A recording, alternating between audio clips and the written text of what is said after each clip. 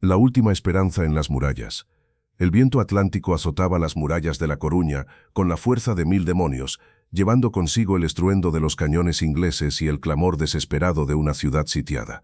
Era el amanecer del 4 de mayo de 1589, y las banderas del Reino Unido ondeaban amenazantes sobre una flota que había venido a conquistar España por la fuerza. En las almenas ensangrentadas de la fortaleza, donde los últimos defensores se aferraban a sus posiciones con la tenacidad de quien no tiene nada más que perder, una figura solitaria se alzaba contra el horizonte gris del mar Cantábrico. María Pita Fernández no era una guerrera entrenada, ni una noble acostumbrada a los lujos de la corte. Era simplemente una mujer del pueblo, una gallega de sangre y temple, cuyas manos conocían mejor el peso de los cestos de pescado que el frío acero de una espada. Pero en aquel momento supremo, cuando los tambores de guerra resonaban como el latido acelerado de un corazón moribundo, cuando las llamas de los incendios pintaban el cielo de naranja y carmesí, cuando parecía que toda esperanza había abandonado las calles empedradas de su ciudad natal, María se convirtió en algo más que una simple ciudadana. Se convirtió en la encarnación misma de la resistencia española. El capitán inglés que se aproximaba a las murallas con su bandera tremolando al viento nunca imaginó que su destino estaría sellado por las manos de una mujer que había perdido todo en aquella guerra: su hogar, sus seres queridos, y quizás lo más doloroso de todo, su fe en que alguien más vendría a salvarlos. Mientras las tropas de Francis Drake se preparaban para el asalto final, María alzó la pica que había tomado de las manos de un soldado caído y sintió como el peso del acero se equilibraba perfectamente con el peso de su determinación.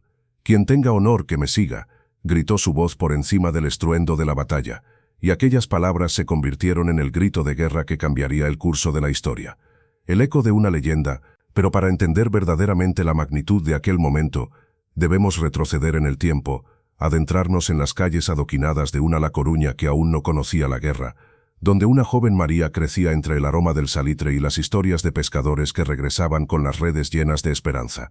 Porque toda leyenda tiene su origen, y la de María Pita comenzó no con el estruendo de los cañones, sino con el susurro del viento atlántico que acariciaba los cabellos de una niña que soñaba con un mundo más allá del horizonte marino. Era el año 1165 cuando María vio la luz por primera vez en una modesta casa del barrio marinero de La Coruña, en una época en la que España dominaba los mares y sus galeones surcaban los océanos llevando las riquezas del Nuevo Mundo. Su padre, un pescador de manos curtidas por la sal y el trabajo honrado, solía decirle que el mar era como una mujer, hermoso y terrible a la vez, capaz de dar vida y de arrebatarla con la misma facilidad con que las olas besan la arena de la playa. Capítulo primero. Los vientos de la infancia. María Pita Fernández nació cuando las campanas de la iglesia de Santiago resonaron 12 veces en la noche del 15 de marzo de 1165. Su madre, Catalina Mayor, una mujer de profunda fe y carácter templado como el hierro gallego, siempre recordaría cómo aquella noche las estrellas parecían brillar con una intensidad especial sobre la Torre de Hércules, como si el universo mismo quisiera dar la bienvenida a quien estaba destinada a convertirse en una de las figuras más emblemáticas de la historia española. La casa de los Pita se alzaba en una de las callejuelas que descendían serpenteando hacia el puerto, donde el constante vaivén de mercaderes, pescadores y marineros creaba una sinfonía urbana que se había convertido en la banda sonora de la infancia de María. Desde las ventanas de su hogar se podía contemplar la majestuosa silueta de la Torre de Hércules, aquel faro romano que durante siglos había guiado a los navegantes a través de las traicioneras aguas del Atlántico. Pedro Pita, su padre, era un hombre de pocas palabras pero de grandes convicciones.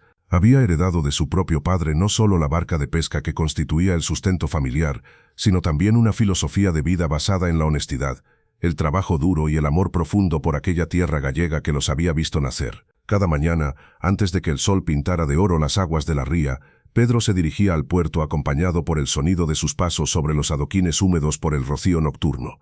María creció observando aquella rutina diaria con la fascinación propia de quien descubre el mundo a través de los ojos de la inocencia. Desde muy pequeña mostró una personalidad decidida y un carácter que algunos vecinos calificaban de demasiado fuerte para una niña. Cuando tenía apenas 5 años, ya se había ganado la reputación de ser la más valiente de los niños del barrio, capaz de trepar por los acantilados rocosos con una agilidad que dejaba boquiabiertos a los adultos.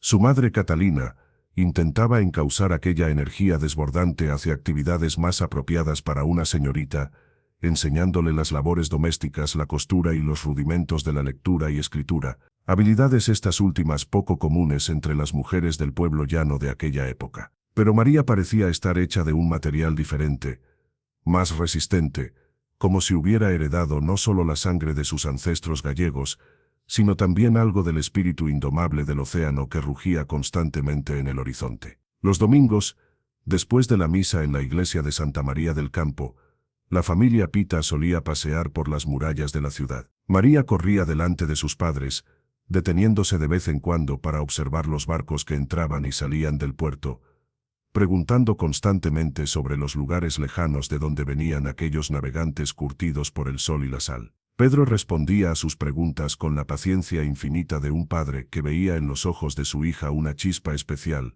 una curiosidad que iba más allá de lo convencional. Fue durante uno de aquellos paseos dominicales cuando María, con apenas 8 años, presenció por primera vez un evento que marcaría profundamente su comprensión del mundo. Un barco mercante había llegado al puerto llevando noticias de un ataque pirata en las costas de Andalucía. Los supervivientes, familias enteras que habían perdido todo, desembarcaron en La Coruña buscando refugio y una nueva oportunidad de vida. María observó en silencio cómo aquellas personas, con los ojos todavía marcados por el terror y la pérdida, eran acogidas por los habitantes de su ciudad. Vio cómo las mujeres del barrio se organizaban espontáneamente para proporcionar comida y abrigo a los recién llegados, cómo los hombres ofrecían trabajo y techo a quienes lo habían perdido todo. Pero también vio algo más, vio la determinación en los rostros de aquellos supervivientes, la forma en que se levantaban una y otra vez a pesar del dolor, la manera en que reconstruían sus vidas con la materia prima de la esperanza. «Papá», preguntó María aquella noche, mientras la familia cenaba el guiso de pescado que Catalina había preparado, «¿por qué hay gente mala que hace daño a otra gente?». Pedro dejó la cuchara sobre la mesa y miró fijamente a su hija. En sus ojos se reflejaba la sabiduría de quien había vivido lo suficiente como para entender que algunas preguntas no tienen respuestas sencillas. «Hija mía», respondió finalmente, «en este mundo hay de todo, como en el mar. Hay días de calma y días de tormenta. Hay peces buenos para comer y hay otros que es mejor dejar en paz. Lo importante no es que exista la maldad, sino lo que hacemos nosotros cuando nos enfrentamos a ella». «¿Y qué debemos hacer?», insistió María con la persistencia propia de su edad. «Debemos ser fuertes, valientes y justos. Debemos proteger a quienes no pueden protegerse a sí mismos, y nunca jamás permitir que el miedo nos impida hacer lo que sabemos que está bien». Aquellas palabras se grabaron en el corazón de María como si hubieran sido talladas en piedra. A partir de aquel día, comenzó a observar el mundo con ojos diferentes, prestando atención no solo a la belleza del paisaje gallego que la rodeaba, sino también a las injusticias, las desigualdades y los pequeños actos de heroísmo cotidiano que tenían lugar a su alrededor. Capítulo 2. La formación del carácter.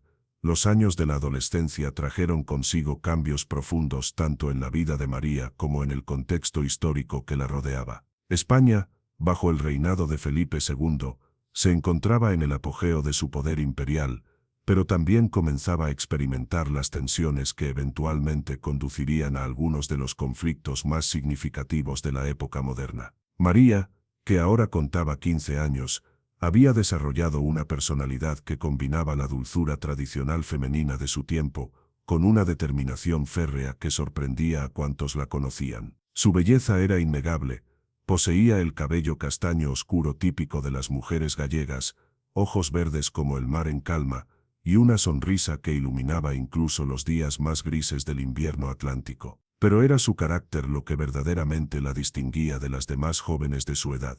Durante aquellos años formativos, María desarrolló una serie de habilidades poco convencionales para una mujer de su posición social. Había aprendido a leer y escribir con una fluidez que superaba incluso a algunos de los jóvenes varones del barrio, gracias a las enseñanzas de don Francisco Mariño, un viejo erudito que había sido capellán de barco, y que ya retirado, se dedicaba a impartir lecciones a los hijos de los pescadores. Don Francisco había notado muy pronto la inteligencia excepcional de María, y había conseguido convencer a sus padres para que le permitieran asistir a las clases que impartía en la sacristía de la iglesia de Santa María. Bajo su tutela, María no solo perfeccionó sus habilidades de lectura y escritura, sino que también se adentró en el estudio de la historia, la geografía e incluso nociones básicas de medicina natural. conocimientos que consideraba esenciales para cualquier persona que quisiera entender verdaderamente el mundo en el que vivía.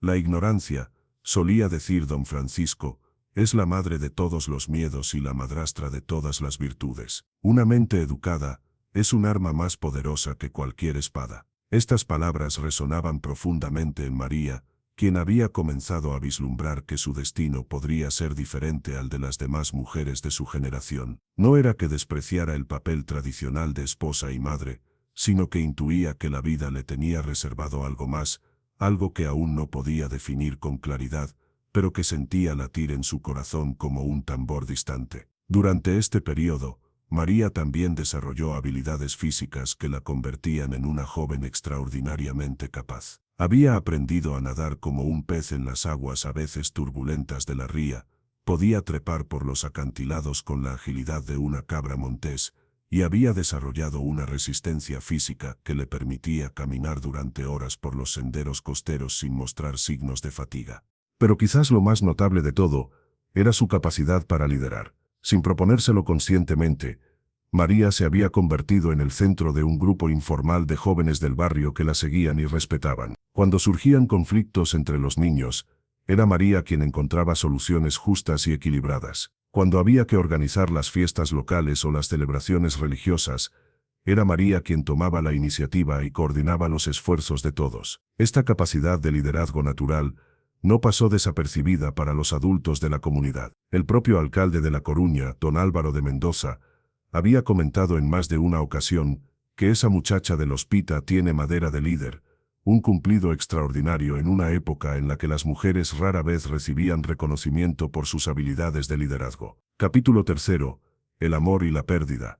Fue durante la primavera de 1583, cuando María conoció a Alonso Pereira, un joven capitán de la marina mercante que había llegado a La Coruña al mando de un galeón cargado de especias procedentes de las Indias. Alonso era todo lo que una joven podía desear en aquella época, apuesto, valiente, con un futuro prometedor, y lo más importante, capaz de ver en María no solo su belleza exterior, sino también la riqueza de su carácter y la profundidad de su inteligencia. El cortejo se desarrolló siguiendo las tradiciones de la época, pero desde el primer encuentro fue evidente que entre ambos jóvenes existía una conexión especial que trascendía las convenciones sociales. Alonso quedó fascinado no solo por la belleza de María, sino también por su capacidad de mantener conversaciones inteligentes sobre temas que iban desde la navegación hasta la filosofía, pasando por las últimas noticias del Imperio Español. «Nunca había conocido a una mujer como tú», le confesó Alonso durante uno de sus paseos vespertinos por las murallas de la ciudad.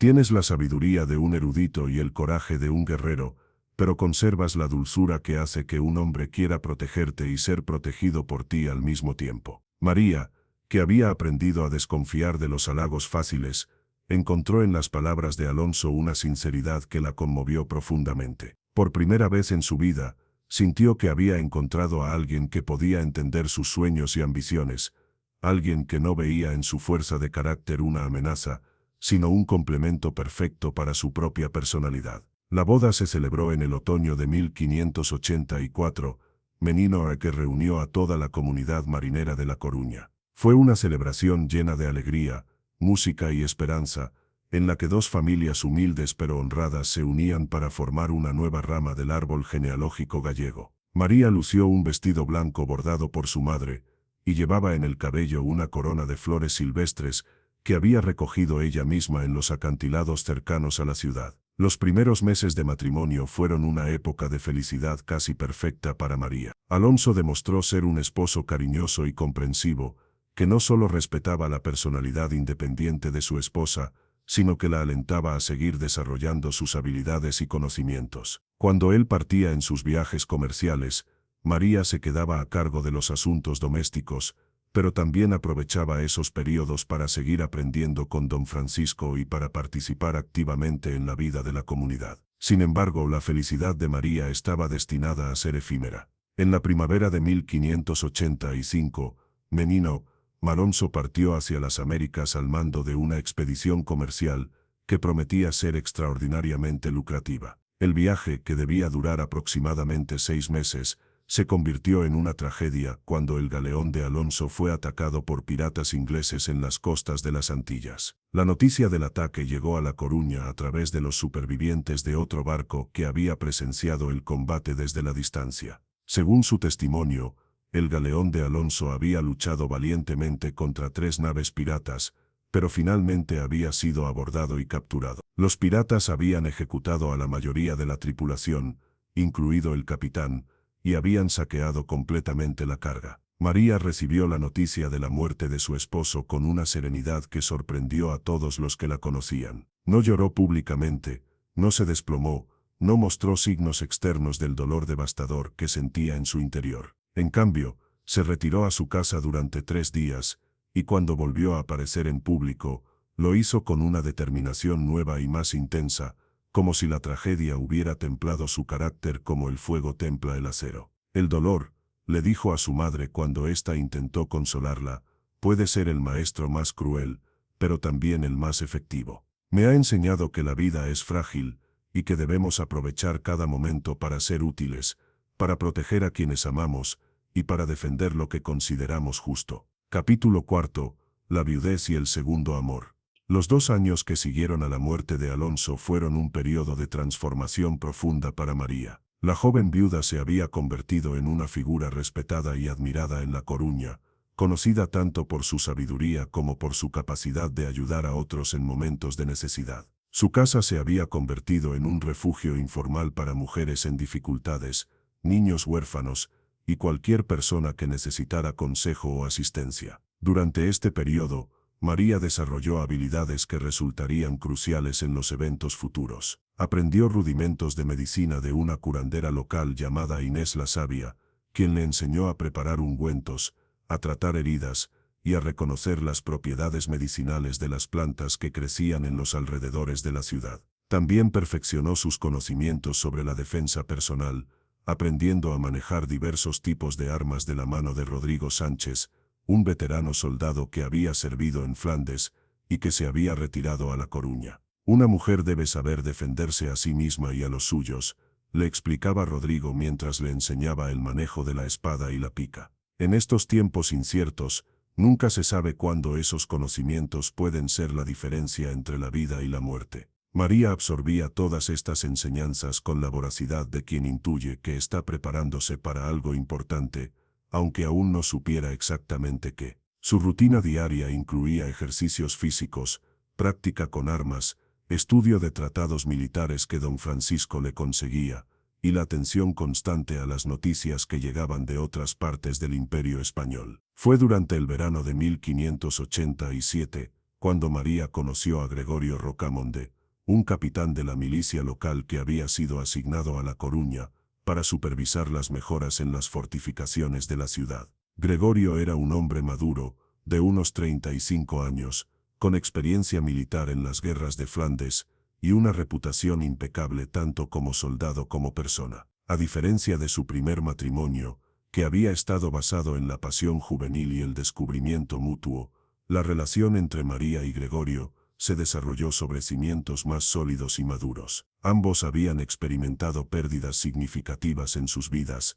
Gregorio había perdido a su primera esposa en una epidemia de viruela, y habían desarrollado una comprensión profunda de lo que realmente importaba en la vida. Gregorio admiraba en María no solo su belleza, que a los 22 años estaba en su apogeo, sino también su inteligencia, su fuerza de carácter y su compromiso con la comunidad. Por su parte, María encontró en Gregorio a un compañero que compartía sus valores, que respetaba su independencia y que podía enseñarle aspectos de la vida militar que complementaban perfectamente su educación autodidacta. «Eres una mujer extraordinaria», le decía Gregorio durante sus largas conversaciones nocturnas. «Tienes el corazón de una santa y el espíritu de una guerrera. Si alguna vez llegara el momento en que nuestra ciudad necesitara un defensor, estoy seguro de que tú estarías en primera línea». Estas palabras, dichas en el calor de la intimidad, resultarían proféticamente exactas. La boda entre María y Gregorio se celebró en la primavera de 1588, en una ceremonia más íntima que la primera, pero no menos significativa. Esta vez, María no era la joven inocente que se aventuraba por primera vez en el matrimonio, sino una mujer madura que había conocido tanto el amor como la pérdida, y que había elegido conscientemente dar una segunda oportunidad a la felicidad. Capítulo 5. Las nubes de guerra en el horizonte. El año 1588 marca un punto de inflexión no solo en la vida personal de María, sino también en la historia de España y de Europa en general.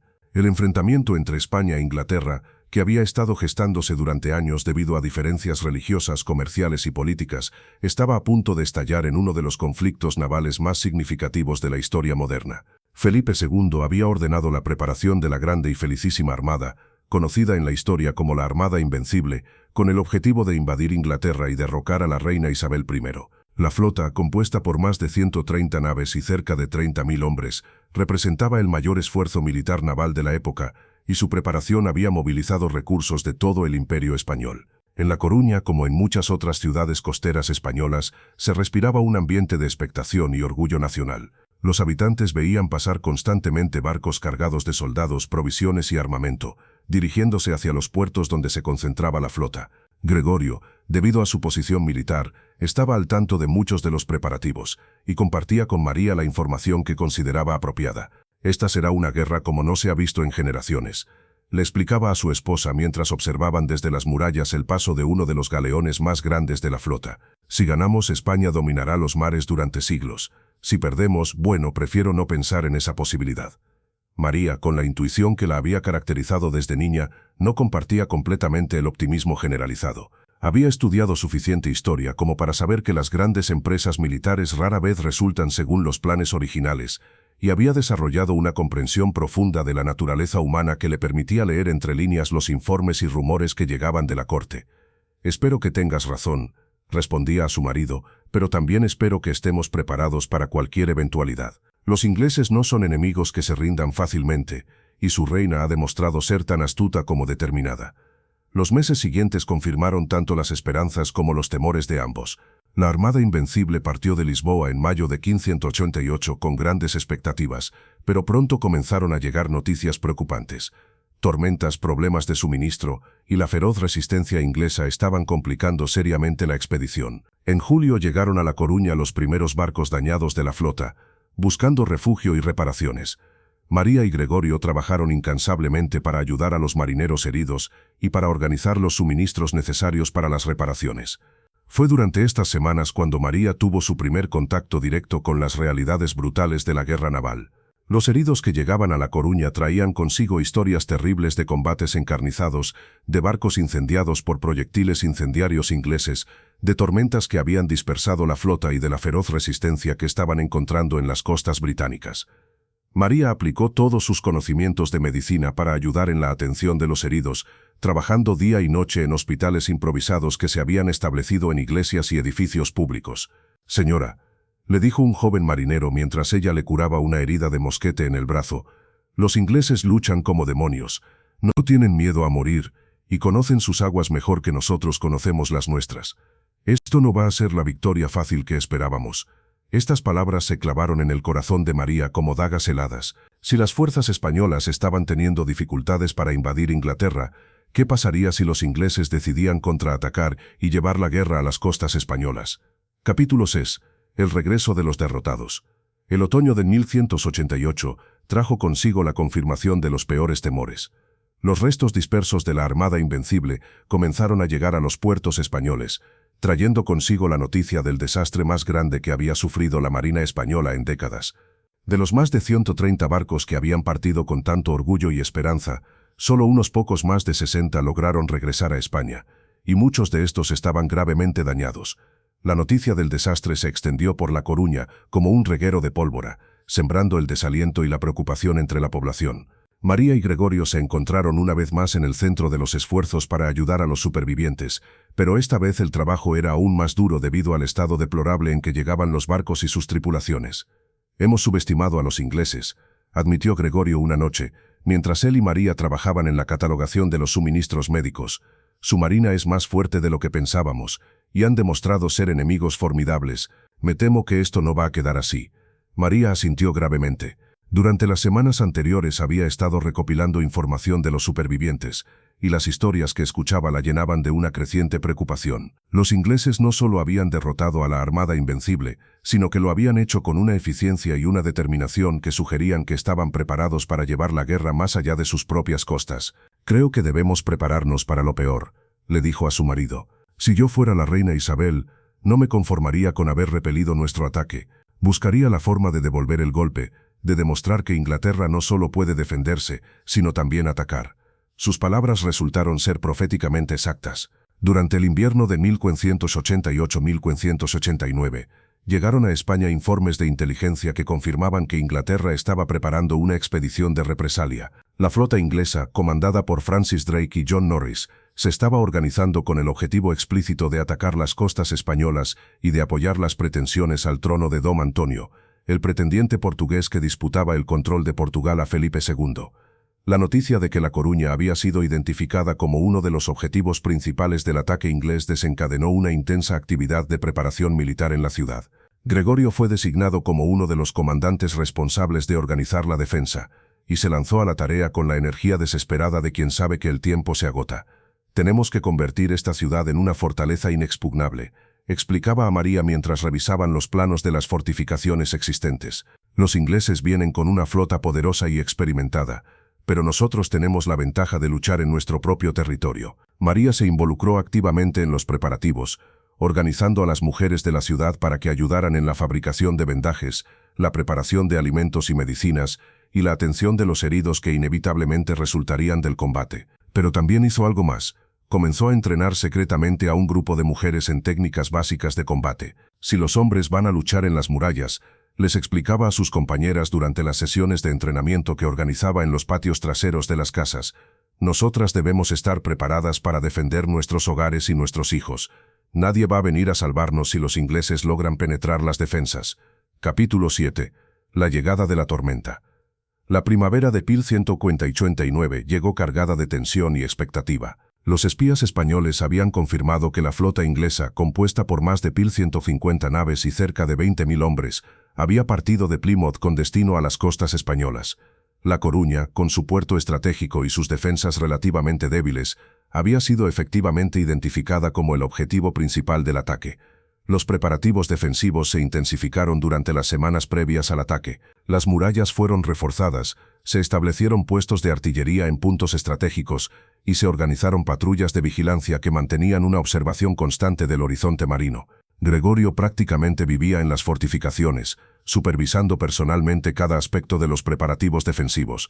María, por su parte, había organizado lo que ella llamaba discretamente el segundo nivel de defensa, un grupo de mujeres y jóvenes que habían sido entrenados en técnicas básicas de combate y que estaban preparados para defender la ciudad en caso de que las primeras líneas de defensa fueran superadas. El 4 de mayo de 1100, la flota inglesa aparecía como una mancha oscura sobre las aguas grises del Atlántico, creciendo gradualmente hasta convertirse en una armada impresionante que se extendía hasta donde alcanzaba la vista. Las campanas de la ciudad comenzaron a repicar con el toque de alarma que había sido ensayado durante semanas. Los ingleses están aquí», gritaban los centinelas desde las torres de vigilancia, y sus voces se multiplicaron por toda la ciudad como el eco de una pesadilla que finalmente se había hecho realidad. María se encontraba en su casa cuando sonaron las campanas, preparando los últimos suministros médicos que habían estado almacenando durante semanas. Al escuchar la señal de alarma, sintió cómo su corazón se aceleraba, pero no era el miedo lo que dominaba sus sentimientos, sino una extraña mezcla de determinación y serenidad, como si toda su vida hubiera sido una preparación para este momento.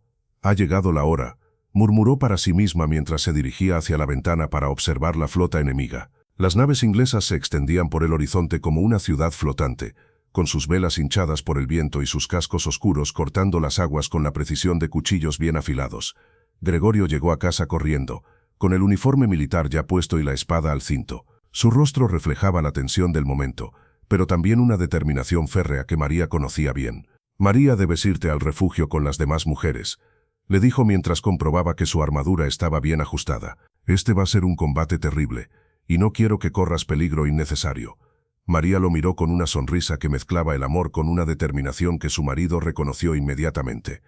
«Mi querido Gregorio», respondió con voz firme, «mi lugar está donde pueda ser más útil para defender nuestra ciudad, y creo que ese lugar no es en un refugio, sino aquí, luchando junto a ti y junto a todos los que aman esta tierra. Gregorio conocía a su esposa lo suficiente como para saber que discutir sería inútil. En lugar de insistir, la abrazó fuertemente, respirando el aroma de su cabello como si quisiera grabarlo para siempre en su memoria.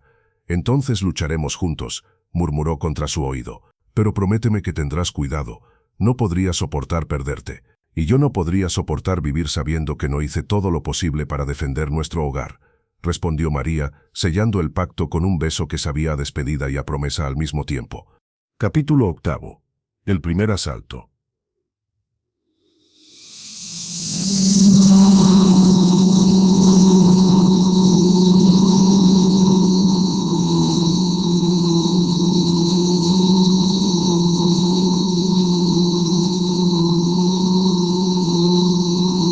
Los barcos más grandes se posicionaron fuera del alcance de los cañones españoles, mientras que las naves más pequeñas y maniobrables se acercaron para iniciar el bombardeo preliminar. Drake, el legendario corsario que había circunnavegado el globo y que era considerado uno de los marinos más hábiles de su época, dirigía la operación desde su buque insignia. Su plan era relativamente simple pero efectivo: bombardear las defensas españolas hasta debilitarlas significativamente, luego desembarcar tropas en varios puntos para dividir la atención de los defensores, y finalmente lanzar un asalto masivo sobre el puerto principal. El primer cañonazo inglés resonó sobre las aguas de la ría como un trueno que anunciaba la tormenta. La bala de cañón se estrelló contra las murallas de la ciudad, levantando una nube de polvo y fragmentos de piedra que marcó el inicio formal de la batalla. Inmediatamente, los cañones españoles respondieron desde las fortificaciones, y el aire se llenó del humo acre de la pólvora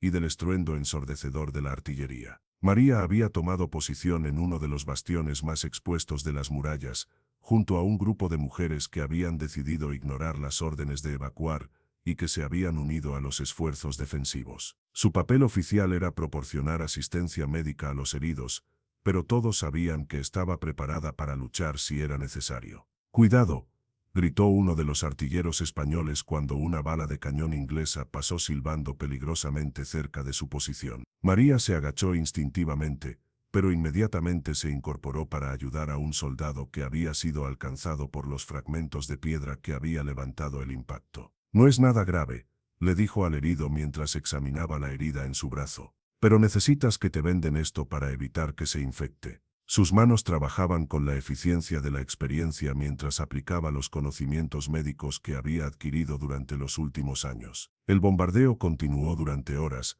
con los ingleses concentrando su fuego en los puntos que consideraban más débiles de las defensas españolas. Pero los defensores respondían con determinación, y pronto se hizo evidente que las fortificaciones de La Coruña eran más resistentes de lo que los atacantes habían anticipado. «Están intentando desembarcar en la playa de Riazor», gritó un mensajero que llegó corriendo desde uno de los puestos de observación. Gregorio, que comandaba uno de los sectores de la defensa, se volvió hacia María con expresión preocupada. «Si logran establecer una cabeza de playa ahí, podrán atacarnos por la retaguardia», explicó rápidamente. «Voy a tener que llevar parte de mis hombres para repeler ese desembarco». María asintió, comprendiendo inmediatamente las implicaciones estratégicas. «Ve», le dijo con firmeza, «nosotros mantendremos esta posición». Durante las horas siguientes, la batalla se intensificó en todos los frentes. Los ingleses habían logrado efectivamente desembarcar tropas en varios puntos de la costa,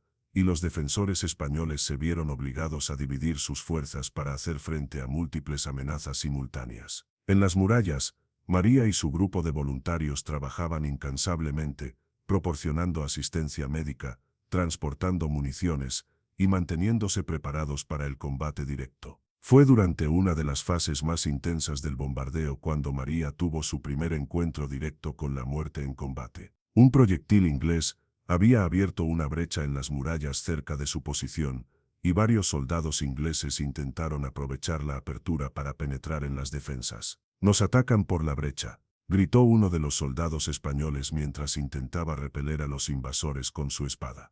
Pero estaba herido y superado en número, y parecía que los ingleses estaban a punto de lograr su objetivo. Sin pensarlo dos veces, María tomó una pica de las manos de un soldado caído y se lanzó hacia la brecha. Sus movimientos eran fluidos y precisos, resultado de meses de entrenamiento con Rodrigo Sánchez, y su determinación era absoluta. «Por La Coruña», gritó mientras se enfrentaba al primer soldado inglés que intentaba cruzar la brecha. El combate fue breve pero intenso, y cuando terminó, el soldado inglés yacía inmóvil en el suelo, mientras María permanecía de pie, con la pica ensangrentada en sus manos y una expresión de feroz determinación en su rostro. Los demás soldados ingleses, sorprendidos por la aparición de una mujer combatiente, vacilaron lo suficiente como para permitir que los defensores españoles reagruparan sus fuerzas y rechazaran el asalto. La brecha fue reparada rápidamente, y esa sección de las murallas volvió a estar segura, al menos temporalmente.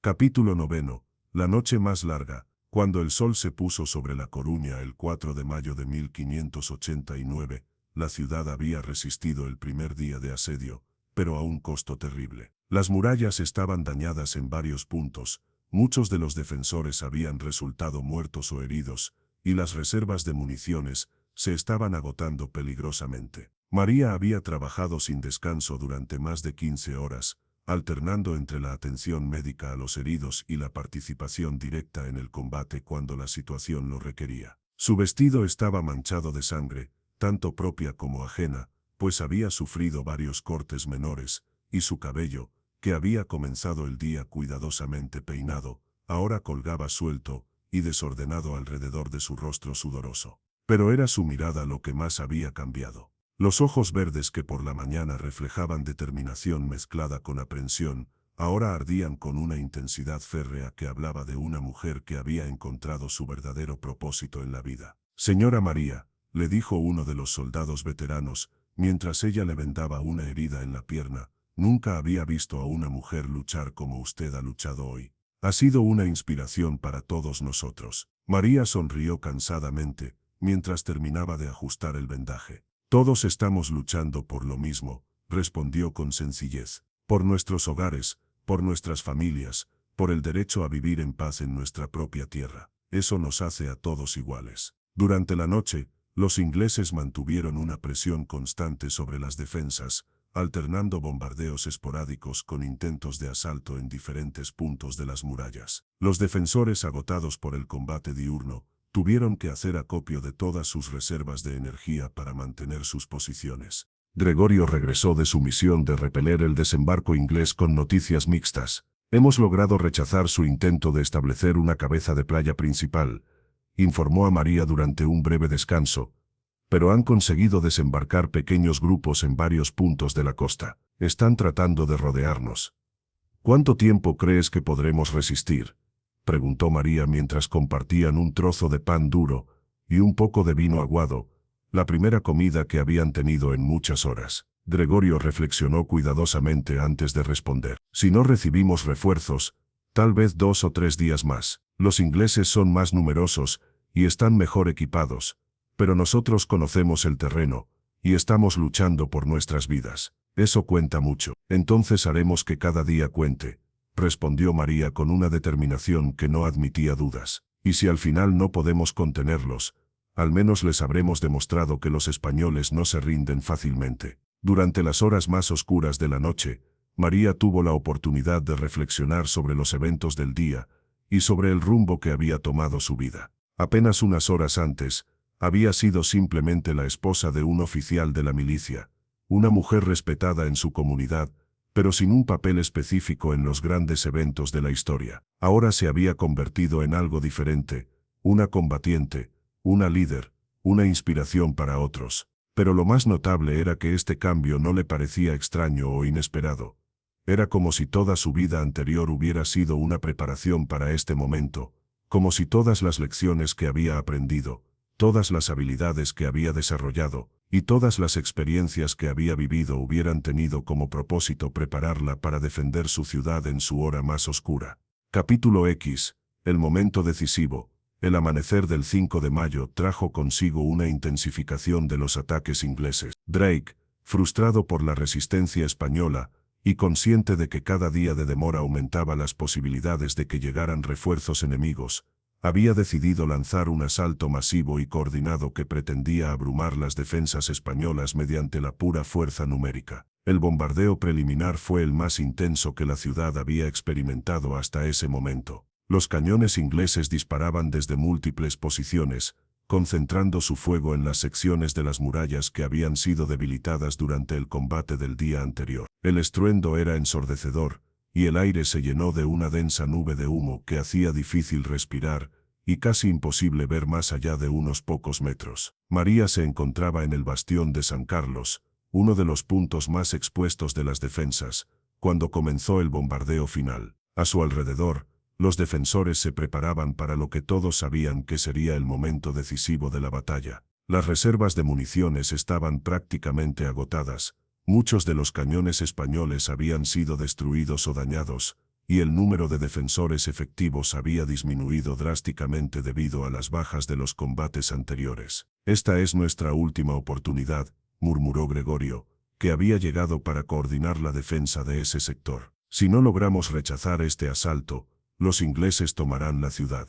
María asintió, comprendiendo perfectamente la gravedad de la situación. Había visto cómo la moral de los defensores había comenzado a flaquear durante las últimas horas, cómo algunos soldados miraban constantemente hacia la retaguardia como si estuvieran considerando la posibilidad de retirarse. Sabía que necesitaban algo que reavivara su determinación, algo que les recordara por qué estaban luchando. Fue entonces cuando tomó una decisión que cambiaría el curso de la batalla y la convertiría para siempre en una leyenda. «Soldados de La Coruña», gritó con voz potente que se alzó por encima del estruendo del bombardeo, «miradme, soy María Pita, hija de esta tierra, esposa de Gregorio Rocamonde, y ciudadana de esta noble ciudad. No soy una guerrera profesional, no he recibido entrenamiento militar en academias prestigiosas, no tengo títulos nobiliarios que me otorguen autoridad».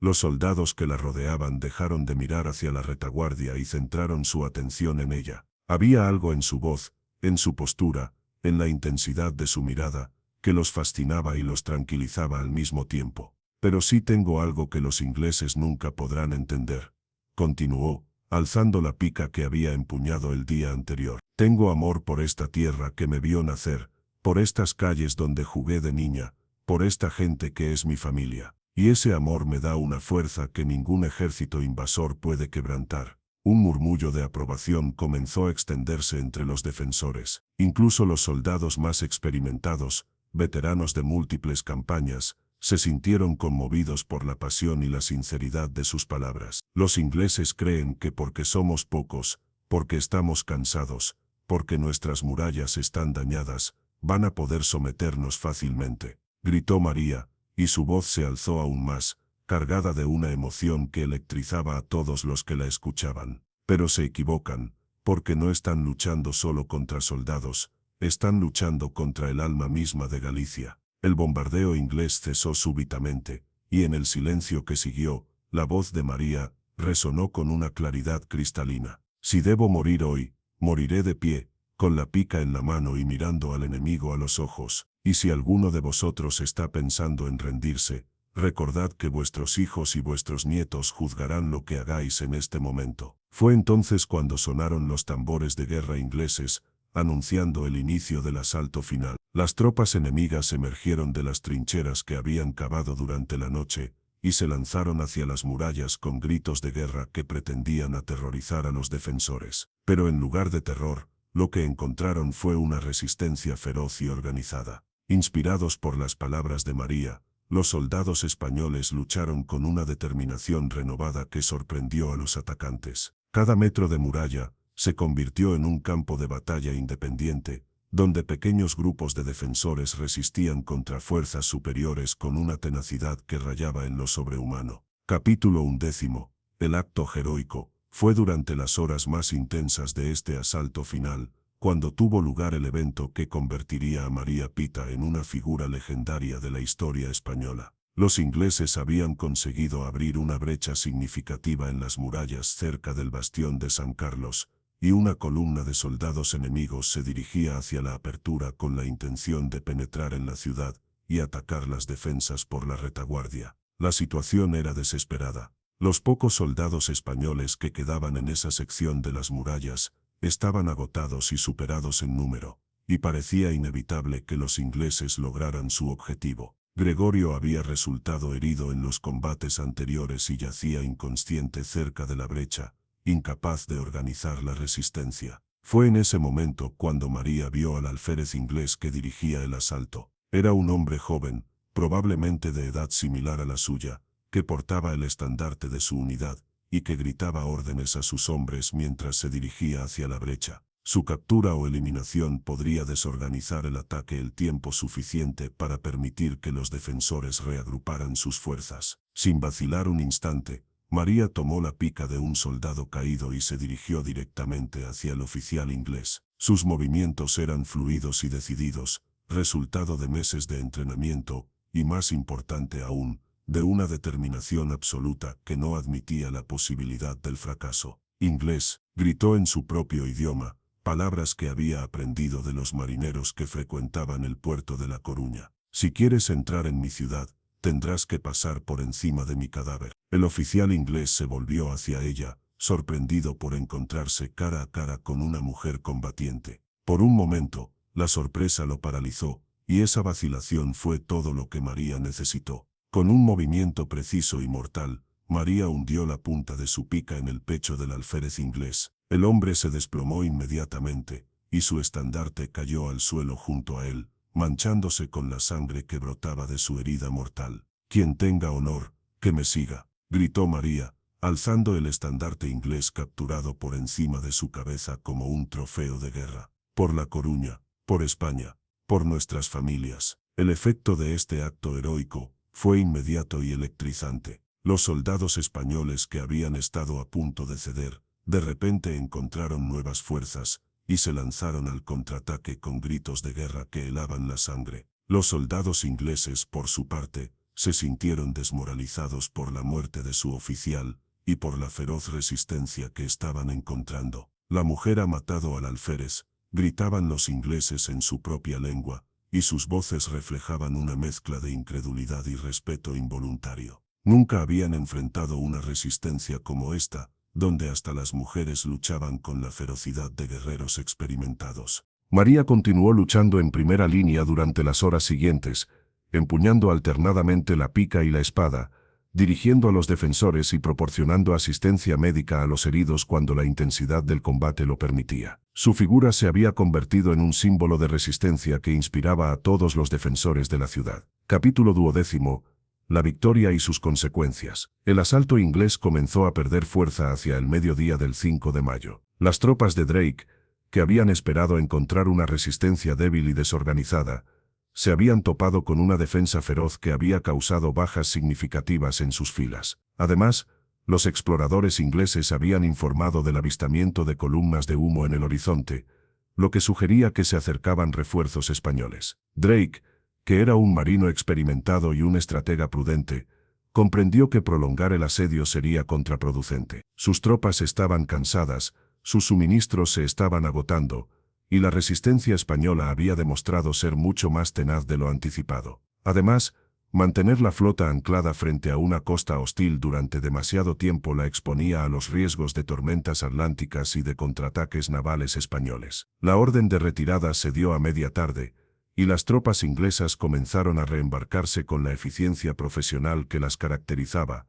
pero también con la amargura de una victoria que se les había escapado de las manos cuando parecía estar al alcance. María observó la retirada inglesa desde las murallas dañadas de La Coruña, con la pica todavía en sus manos ensangrentadas y el estandarte inglés capturado ondeando a sus pies. A su alrededor, los supervivientes de la guarnición celebraban la victoria con gritos de júbilo, pero ella se sentía extrañamente tranquila, como si hubiera cumplido un destino que había estado esperándola durante toda su vida. «Lo hemos logrado», murmuró Gregorio, que había recuperado la conciencia y se había acercado a su esposa a pesar de sus heridas. «Hemos rechazado a los ingleses».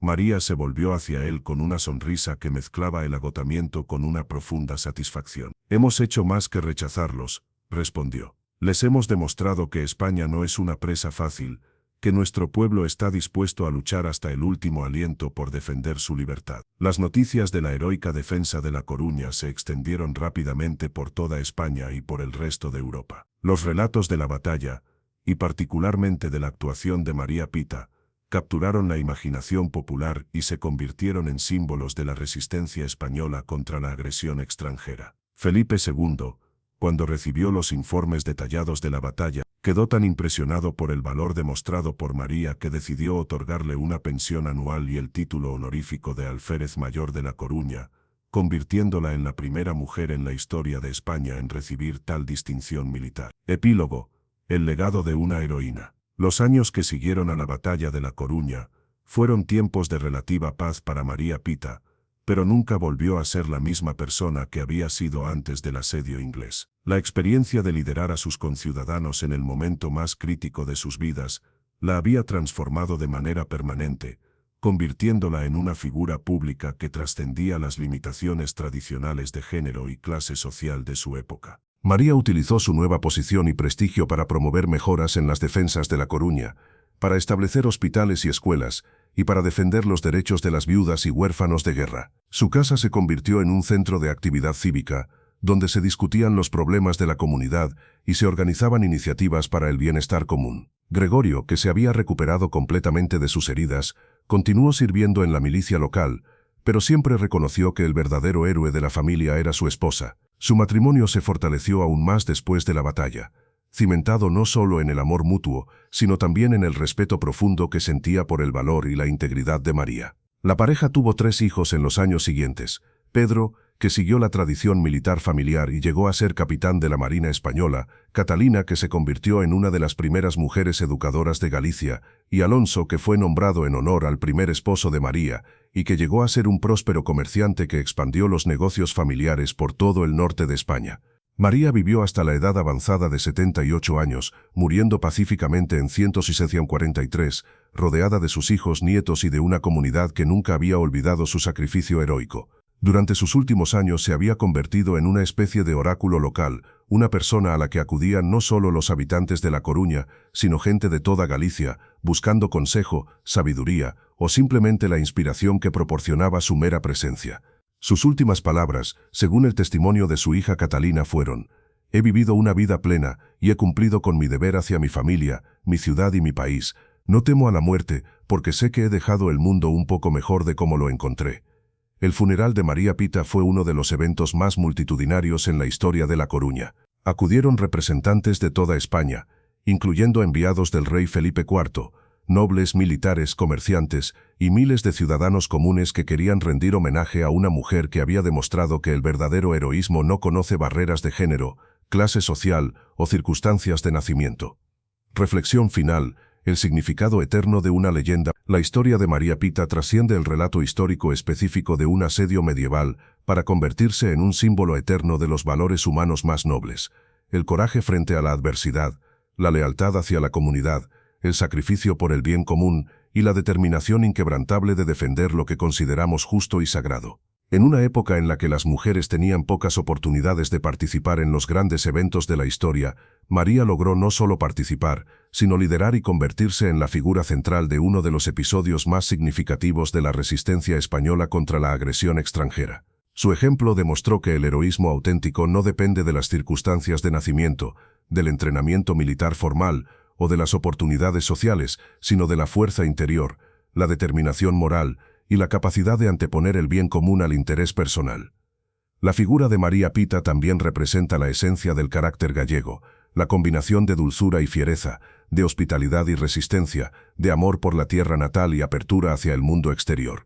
En su persona se encarnaron todas las virtudes que han caracterizado históricamente al pueblo de Galicia: la tenacidad, la solidaridad, el pragmatismo y, sobre todo, la capacidad de mantener la dignidad y la integridad moral incluso en las circunstancias más difíciles. Hoy en día, más de 4 siglos después de aquellos eventos dramáticos, la historia de María Pita continúa inspirando a nuevas generaciones de españoles y, más ampliamente, a todas las personas que enfrentan desafíos que parecen insuperables. Su ejemplo nos recuerda que cada individuo, independientemente de su posición social o de las circunstancias que lo rodean, tiene el potencial de influir decisivamente en el curso de los eventos cuando actúa con valor, determinación y sentido de propósito. La heroína de La Coruña nos enseña que el verdadero liderazgo surge no de los títulos o las posiciones formales, sino de la capacidad de inspirar a otros a través del ejemplo personal, de la disposición a asumir riesgos por causas justas y de la habilidad de mantener la esperanza y la determinación incluso cuando todo parece perdido.